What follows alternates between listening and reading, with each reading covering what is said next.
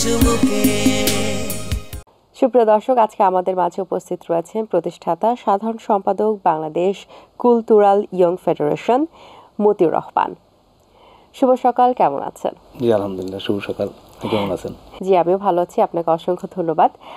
আমরা জানি যে আপনি স্পেনে থাকেন, তো একটু জানতে চাই যে স্পেনে কি পরিমাণ বাঙালিরা রয়েছেন এবং সেখানে কাজের প্রসাদটা কেমন? আসলে বাংলাদেশে 2022 সাল হিসাব অনুযায়ী 50,000 আপ ছিল, এখন তো আরও বাড়তেছে। এই বাড়ার পিছনে অনেকগুলো কারণ আছে। সেটা হয়েছিল ইটালিতে যারা যায়, বিভিন্ন ভিসা যাচ্ছে, এখন তো ইটালিতে অ্যাভেলেবেল লোক যাচ্ছে।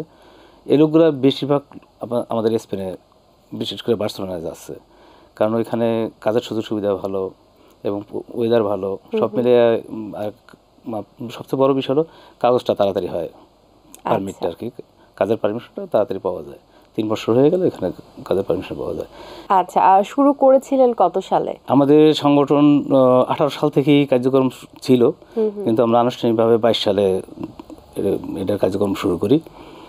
মানে ওইখানে নিবন্ধন পাই আমরা, কারণ এটা তো নিবন্ধন করতে হয়, ওইখানে রেজিস্টার করতে হয় কি, তো নিবন্ধন আমরা 22 সালে নিবন্ধন পেয়েছি। আমরা তো জানছিলাম সেখানে বাঙালিদের উপস্থিতি কেমন আছে, কেমন জনসংখ্যা আছে সেখানে।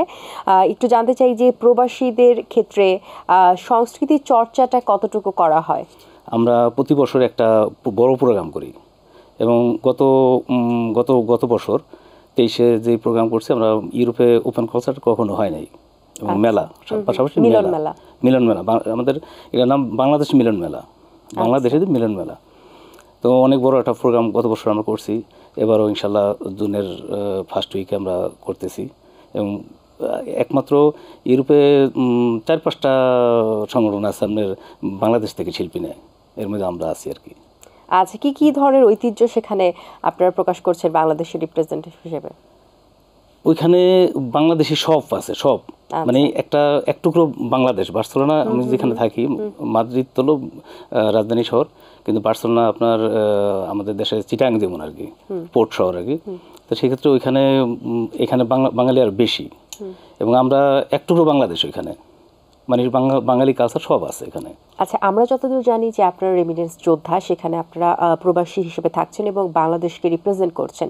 তার পাশাপাশি বাংলাদেশি হিসেবে যেহেতু প্রবাসীতে কাজ করছেন, বাংলাদেশ থেকে আপনাদের কী ধরনের প্রত্যাশা আছে, বা সরকারের কাছ থেকে এই যে পরিবারকে রেখে বা পরিবার সহ যে একটা পরিবেশ আপনারা তৈরি করেছেন, ওখানে ছোট বাংলাদেশ বলছিলেন যে মিনি বাংলাদেশ, সেখান থেকে সরকারের কাছ থেকে আপনাদের কি প্রত্যাশা রয়েছে, মানে কি চান আপনারা সরকারের কাছ থেকে? হ্যাঁ, এটা গুরুত্বপূর্ণ একটা প্রশ্ন। সেটা আমার ভিতরে অনেকটা কাজ করে। যারা এখানে আমরা প্রবাসে যারা থাকি, সেটা ইউরোপ হোক আর মিডল ইস্ট হোক, এটা বিষয় না।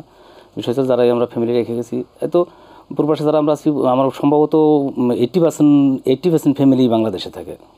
তো সেক্ষেত্রে আমি সরকারের কাছে প্রত্যাশা করি যে যারা আমরা প্রবাসে থাকি, এই ফ্যামিলিগুলোর প্রত্যেকটা ক্ষেত্রে, চিকিৎসা খাতে বলেন, শিক্ষা খাতে বলেন, একটু প্রাধান্য একটু বেশি দেওয়া উচিত।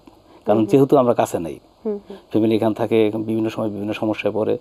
আর এদের একটু যেহেতু আমরা রেমিটেন্স যোদ্ধা, আমাদের একটু আলাদা প্রাধান্য দেওয়া মনে হয় ভালো হয় আর কি। এটা আমার চাওয়া আর কি সরকারের কাছে। আচ্ছা, নতুন যারা স্পেনে যান, তাদের জন্য কি ধরনের প্রবলেম ক্রিয়েট হয়ে থাকে, তারা কি ধরনের সমস্যা সম্মুখীন হন? যারা নতুন যায়, এদের তো সমস্যা যায়নি যায়, তারপরও যায়। হ্যাঁ, এটাও ঠিক আছে, যাওয়ার দরকার আছে। কারণ একজন, বিশেষ করে আমি ইউরোপের কথা বলছি, যেহেতু আমি মিডল ইস্টে থাকি না, আমি ইউরোপে থাকি, ইউরোপের কথাই বলছি। তো মিডল ইস্টের ব্যাপারটা আলাদা এবং ইউরোপের সম্পূর্ণ আলাদা। ইউরোপে আমরা স্পেনে যারা আছি, অবৈধ যারা যায়, কোনো সমস্যা হয় না, পুলিশি কোনো ঝামেলা নাই। ওখানে যাওয়ার পর আপনার একটা ঘরের একটা কাগজ করতে হয়, ওইটা বলে এনফার্দন। ওইটা করলে হয় কি, আপনার পুলিশে কোনো ঝামেলা করবে না। 3 বছর থাকার পর, আপনার 3 বছরের হিস্টোরি জমা দেওয়ার পর আপনি একটা কাজের পারমিশন পাবেন। তো সেক্ষেত্রে যারা অবৈধ প্রথম অবস্থায় যায়, এরা প্রথম সমস্যা হলো ভাষা জানে না। তো ভাষা না জানলে তো আপনি কাজ করবেন কীভাবে, কীভাবে বুঝাবেন? ধরেন আপনি একটা দোকানে কাজ নিয়েছেন, আপনি কিছুই বলতে পারতেছেন না, আপনি তো অন্তত সংখ্যাটা গুণ শিখতে হইব, কীভাবে কাস্টমারের কথা বলতে হবে, হ্যাঁ, এগুলো তো কিছুই জানে না। তো সেই ক্ষেত্রে অনেক কষ্ট হয়। তারপরও আমাদের ধন্যবাদ জানাই যারা আমাদের বাংলাদেশি যারা ওইখানে কোম্পানি আছেন, যারা বিভিন্ন ব্যবসা বাণিজ্য দিয়ে আছেন, এরা অনেক সুযোগ সুবিধা দেন যারা নতুন যায়, এদের কাজের স্যালারি কম দেয় ঠিক আছে, কিন্তু এরা না থাকলেও সমস্যা হইতো, কিন্তু কোথায় কাজ করতো? বাংলাদেশি, ইন্ডিয়ান, পাকিস্তানি এরা ওই অবৈধ যারা আছে এদের কম বেতনে রাখে। তো কম বেতনে রাখলে হয় কি, দেখা গেছে 6 মাস 1 বছর কাজ করার পর কিছুটা ভাষাটা আয়ত্তে আসে। অনেকে আছে যাদের অবৈধ, এরা কিন্তু বৈধ চেয়ে বেশি ইনকাম করে। এটা একটা ক্ষেত্র বিশেষ। ভাষা অনেকে আছে তারা তাড়াতাড়ি ভাষা আয়ত্তে চলে আসে এবং কাগজ হওয়ার পর ভালো একটা পায়, কিন্তু যারা অবৈধভাবে যাচ্ছে ওখানে যাওয়ার পরে অনেক সমস্যা ফেস করতে হয়। যেরকম কাজের ক্ষেত্রটা বললাম, আরেকটা বিষয় আছে চিকিৎসা ক্ষেত্রটা। চিকিৎসা আপনার যদিও ফ্রি, ওইখানে সম্পূর্ণ ফ্রি। যাওয়ার পরে একটা মেডিকেল কার্ড করতে হয়। তো মেডিকেল কার্ড করার আগে আরেকটা কাজ করতে হয়, ঘরের কাগজ করতে হয়। তো সেই ক্ষেত্রে যে ঘরের কাজ না করলে, ঘরের কাগজ করার আগে যে আপনি কীভাবে ডাক্তার দেখাবেন? কিছুদিন আগে আমার এক বন্ধু, ও আমার বয়সী, অনেক সমস্যায় পড়ছে। তো হসপিটালে মুমূর্ষু অবস্থায় ছিলেন। এই গত পরশু দিন বের হয়ে আসছেন।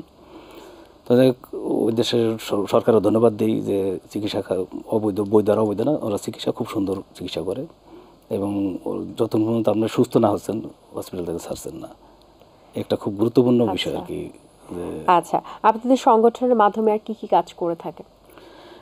আমি আগেও বলছি, আমাদের সংগঠনের মূল কাজটাই হচ্ছে যারা এখান থেকে অবৈধভাবে ওইখানে যাচ্ছে এদের জন্য একটা কাজের ব্যবস্থা, একটা থাকার ব্যবস্থা, এটা হলো আমাদের মূল কাজ।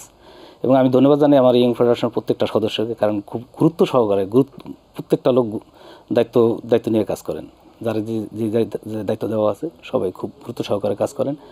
এবং বিশেষ ধন্যবাদ জানাই আমাদের ইয়ং ফেডারেশন সভাপতি নুরায়ণ টুকনকে এবং আমাদের কিছু উপদেষ্টা আছেন, যেমন বরিশালের এক শাহিন ভাই, আমাদের শাহিন মাতুব্বর, উনি আমাদের পিছন থেকে অনেক কাজ করেন। অনেকেই আছেন যে সামনে আসেন না, কাজ আসেন না, যে পছন্দ করেন না আমি কাজ করি, এটা আমার দেখানোর দরকার নেই, আমি পিছন থেকে। তো এরকম অনেকেই আমাদের পিছন থেকে কাজ করেন, আমাদের খুব অনেক হেল্প করেন। এবং উপদেষ্টা যারা আমাদের সংগঠন, এরা অর্থনৈতিকভাবে আমাদের অনেক হেল্প করেন। একটা প্রোগ্রাম উঠে যেতে অনেক টাকা লাগে। আপনাকে অসংখ্য ধন্যবাদ। খুব সুন্দর কিছু কথা শুনলাম, অনেক কিছু জানতে পারলাম স্পেনের ব্যাপারে, প্রবাসীদের ব্যাপারে।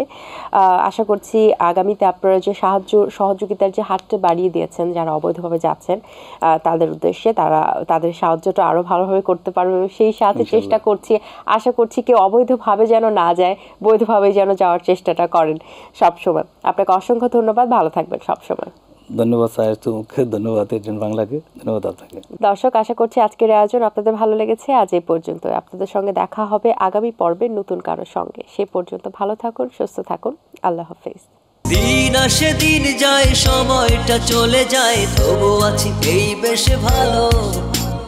জীবনটা রঙময়, যেভাবেই হওয়া চাই, নয় কভু সাদা কালো। এই আশাতে স্বপ্ন ভাসে, সুখ হাসে চোখে মুখে, চায়ের চুমুকে।